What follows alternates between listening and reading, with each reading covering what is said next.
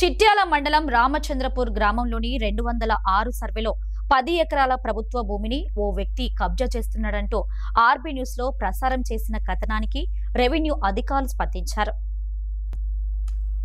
రామచంద్రపురం గ్రామంలోని 206 సర్వేలో 10 ఎకరాల ప్రభుత్వ భూమిని ఓ వ్యక్తి కబ్జా చేసి బోరు కూడా వేశాడని ఆర్బీ న్యూస్ ప్రత్యేక కథనాన్ని శుక్రవారం ప్రసారం చేసింది. ఆర్బీ న్యూస్ ప్రసారం చేసిన కథనానికి రెవెన్యూ అధికారులు స్పందించారు. తహసీల్దార్ హేమ ఆదేశాలతో 206 సర్వేలోని ప్రభుత్వ భూమిలో అక్రమంగా వేసిన బోరును రెవెన్యూ అధికారులు తొలగించారు. ప్రభుత్వ భూములను ఆక్రమిస్తే కఠిన చర్యలు తీసుకుంటామని తహసీల్దార్ హెచ్చరించారు.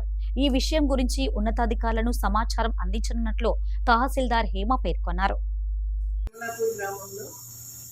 సర్వే నెంబర్ 206లో శ్రీ కాతం భద్రయ్య తండ్రి రాజయ్య గారు అక్రమంగా వేసిన బోర్డును ఈరోజు సీజ్ చేయడం జరిగింది.